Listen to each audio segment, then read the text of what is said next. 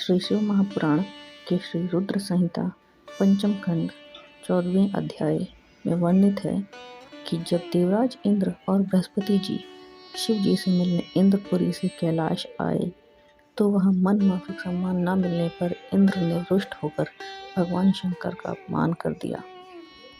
इस अपमान से क्रोधित होकर भगवान शिव तांडव की मुद्रा में आ गए। भयभीत इंद्र छिप गए और देवलोक में खलबली मच गई। भगवान शिव के तीसरे नेत्र से अग्नि प्रकट हुई और इसी कोपाग्नि से एक बालक ने जन्म लिया। उस समय सागर की लहरों में तूफान जैसी स्थिति थी। इन्हीं लहरों पर उस बालक को आश्रय मिला। यही बालक बड़ा होकर क्रूर, दंभी और अथाह शक्ति के स्वामी दैत्यराज जलंधर के नाम से विख्यात हुआ।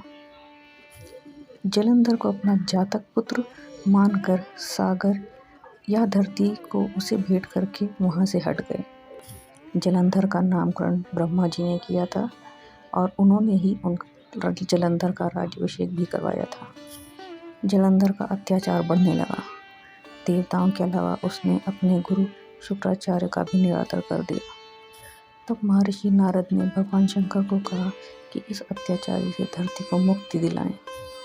जब भगवान शिव ने जलंधर को समझाना चाहा तो जलंधर ने उनका ही उपहास उड़ाया।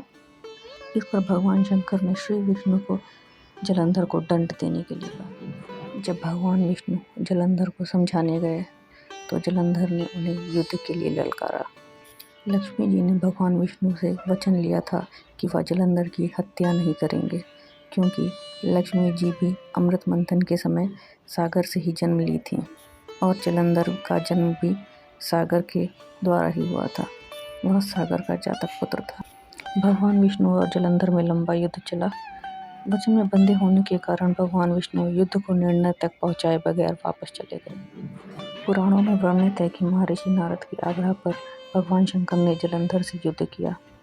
युद्ध लंबे समय तक चला। भगवान शंकर जानते थे कि दैत्यराज जलंधर की पत्नी देवी वृंदा सत्य, त्याग और तपस्या की मूर्ति है, इसलिए जलंधर का वध करना कठिन है। कई महीनों तक चले युद्ध के बाद जलंधर भगवान शंकर के हाथों मारा गया। पुराणों के अनुसार जलंधर का सिर कटकर ज्वाला जी में गिरा। विशालकाय धड़ यहाँ गिरा। उसके शरीर पर जलंधर नगर का उदय हुआ।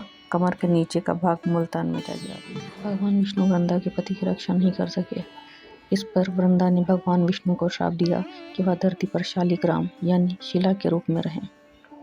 इस पर देवी लक्ष्मी ने वृंदा से अपने पति भगवान विष्णु को इस श्राप से मुक्त करने की विनती की। तब देवी वृंदा ने सती होने से पूर्व भगवान विष्णु को अपने समीप रहने की शर्त पर अपने श्राप को संशोधित कर दिया। देवी वृंदा के सती होने के पश्चात उस राख से एक नन्हे पौधे ने जन्म लिया।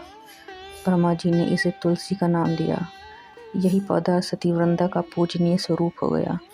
भगवान विष्णु ने देवी तुलसी को भी वरदान दिया कि वह सुख समृद्धि प्रदान करने वाली माता कहलाएंगी और वर्ष में एक बार शालिग्राम और तुलसी का विवाह भी होगा।